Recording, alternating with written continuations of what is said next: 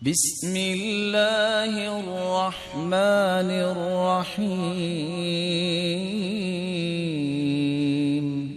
عبادت کے لیے انسان کو پیدا کیا ہے، لیکن آخر کیا لاجک ہے کہ 3 اوقات میں آپ اللہ کو بھی سجدہ نہیں کر سکتے؟ جب سورج کی ٹکیا نکل رہی ہو، جب سورج کی ٹکیا غروب ہو رہی ہو، اور جب سورج بالکل تضیف الشمس بالکل سر کے اوپر درمیان میں ہو، اس وقت آپ اللہ کو بھی سجدہ نہیں کر سکتے، منع ہے۔ عبادت کے لیے پیدا کیے گئے ہیں، اور یہاں یہ کنڈیشنز آ گئی ہیں کہ ان 3 اوقات میں تمہیں رکوع کرنا، اللہ کے سامنے بھی سجدہ کرنا بھی جائز نہیں ہے، قیام کرنا بھی جائز نہیں ہے۔ یہ بہت بڑی نعمتوں کا نام ہے، قیام، رکوع، سجدہ۔ سبب کیا ہے؟ رسول اکرم صلی اللہ علیہ وسلم کے صحابی سیدنا عبداللہ بن عمر روایت کرتے ہیں، یہ صحیح مسلم کے 832 نمبر روایت ہے۔ قلت یا نبی اللہ، میں نے کہا اے اللہ کے پیارے پیغمبر، اخبرنی عما علمک اللہ واجہلہ، اخبرنی عن الصلاۃ، اللہ کے پیارے پیغمبر جو آپ کو اللہ نے سکھایا ہے مجھے بھی سکھائیے، جو مجھے نہیں آتا، مجھے نماز کے بارے میں بتائیے۔ تو اللہ کے رسول صلی اللہ علیہ وسلم نے فرمایا، صلی صلاۃ الصبح، تم صبح کی نماز پڑھا کرو، ثم اقصر عن الصلاۃ حتى تطلع الشمس حتى ترتفع، پھر اس کے بعد جب تک سورج نکل نہ آئے، بلند نہ ہو، اس وقت تک پھر نماز نہ پڑھو۔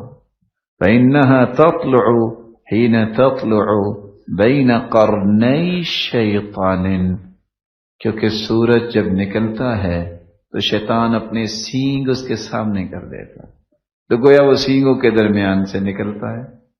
وجہ کیا بیان کی؟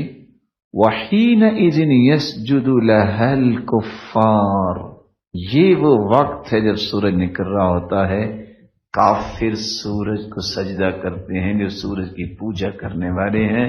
تو جس وقت کافر پوجا کرتے ہیں اور سورج جب نکل رہا ہو، شیطان بھی اپنے سینگ وہاں کر دیتا ہے، تو کافر گویا کہ شیطان کو بھی سجدہ کر رہا ہے اور سورج کو بھی سجدہ کر رہا ہے۔ مسلمانوں، تمہیں اللہ کے سامنے میں بھی اس وقت سجدہ کرنے کی اجازت نہیں۔ ثم اقصر عن الصلاۃ، حدیث کا آخری حصہ یہ ہے، پھر تم نماز سے رک جاؤ، حتی تغرب الشمس، عصر کی نماز پڑھنے کے بعد تم پھر نماز نہ پڑھو جب تک سورج غروب نہ ہو جائے۔ فإنها تغرب بین قرنی شیطان وحینئذ یسجد لها الکفار، اسی طرح ہی کافر سجدہ جب سورج کو کرتے ہیں، کافر اس وقت سجدہ کرتے ہیں اور شیطان بھی اپنے سینگ سامنے لے آتا۔ تو اللہ ذوالجلال نے اپنی عبادت سے بھی روک دیا ہے کہ ان اوقات میں تم عبادت میری بھی نہ کرو کہ کہیں کافروں سے مشابہت نہ ہو۔ لیکن یہ بات یاد رکھیے گا بطور فائدہ، یہ ساری حدیث کی جو نص آپ نے سنی، اس کا اطلاق دنیا کی ایک ایک کونے میں ہوگا، لیکن اس کا اطلاق بیت اللہ میں نہیں ہوگا۔